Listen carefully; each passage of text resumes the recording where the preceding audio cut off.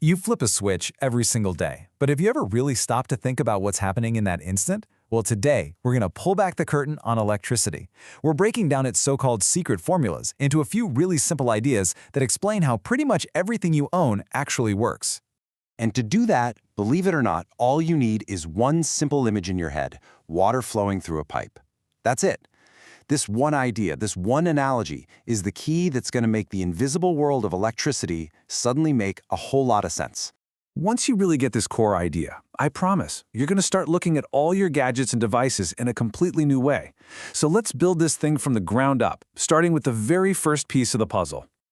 Okay, so first things first is the flow itself. In our little water analogy, this is just how much water is moving through the pipe. Simple, right? Well, in electricity, we just give that a name. We call it current. So what is current really? You can think of it as a head count. We're literally just counting how many tiny electric charges are zipping past a single point in a wire over a certain amount of time.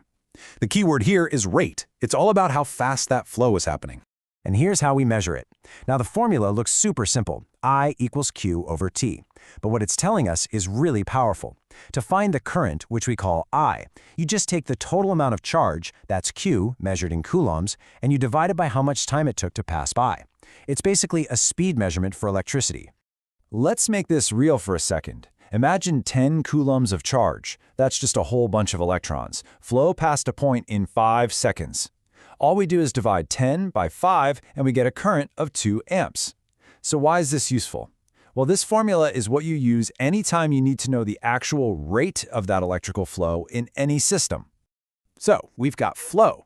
But, water doesn't just flow on its own, does it? It needs some kind of pressure behind it. In an electrical circuit, that push is what we call voltage. The official definition of voltage is the amount of energy that's being used to push each little bit of charge through the wire. Think of it like this. Without that potential difference, without that push, the charges have absolutely no reason to move. No push means no flow. Simple as that. And yep, we've got a formula for this too. V equals W over Q. All this is really telling us is that voltage is the total amount of work, or energy, that's W, measured in joules, divided by the amount of charge. In other words, it's how much energy is packed into every single little charge. It's the oomph behind them. So here's why this really matters. When you pick up a 10-volt battery, what does that number even mean? It means that battery is giving 10 joules of energy to every single coulomb of charge that passes through it. So this formula is absolutely key when you need to figure out how much energy is actually involved in a circuit. Okay, quick recap. We have the flow, that's current, and we have the push, that's voltage, but what about things that slow it all down? In our water pipe, maybe it's a really narrow section. In electricity, we call that obstacle resistance, and there is one master rule that connects all three of these things. This is Ohm's law, and honestly, it's the absolute cornerstone of basic electronics. All it says is something that's actually really intuitive. The harder you push, meaning the more voltage you have, the more flow you're going to get. It's a direct, predictable relationship. You push twice as hard, you get twice the current. The formula itself is beautiful and simple. V equals I times R. Voltage equals current times resistance. The real magic here, though, is that if you know any two of these values, you can always figure out the third. That makes it an absolutely essential tool for figuring out what's going on in almost any circuit. And you can see it perfectly in this graph. Look, as the voltage along the bottom increases, the current on the side goes up in a perfect straight line. More push, more flow. And the steepness of that line, that is the resistance. A really steep line means low resistance. You get a lot of flow for just a little bit of push. All right, so now we have our three core ideas: current, voltage, and resistance. So let's actually see how we put them all together. Because it turns out the way you arrange the components in a circuit, well, it changes everything. So you've got two main ways to connect things. In a series circuit, think of it like a single file line. The current has only one path to follow, so the voltage gets split up between everything in the line.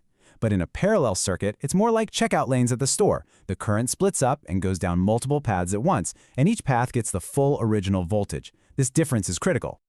And this brings us right back home. Literally, your house is wired in parallel. Why?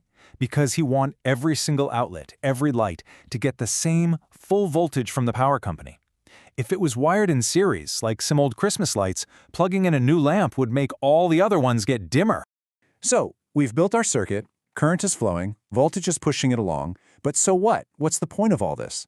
The whole reason we do it is to get the electricity to do something useful, to create light or heat or motion. This is where we finally talk about power. Power, which we measure in watts, just tells you how fast energy is being used. A 100-watt light bulb is way brighter than a 60-watt bulb because it's using up energy at a much faster rate, and it's just the product of the push, voltage, and the flow, current. And calculating power is incredibly easy. If a bulb's connected to a 110-volt source and is drawing half an amp of current, you just multiply them. 110 times 0.5 is 55 watts. This formula is how you make sense of the energy ratings on basically every appliance you own. So let's bring it all back to that simple water pipe. It all fits together perfectly. Current is the amount of water flowing. Voltage is the water pressure. Resistance is a narrow part of the pipe. And power? Power is the actual work that the moving water gets done. Like spinning a water wheel. It all just clicks. And there you have it. The language of electricity isn't some big secret anymore. It's just a few simple rules about flow, push, and resistance. But knowing this is more than just formulas, it's a whole new way of seeing. The next time you plug in your phone, you'll know you're not just connecting a cable, you're completing a circuit. So I'll leave you with this. Now that you speak the language, how does it change the way you see the powered world all around you?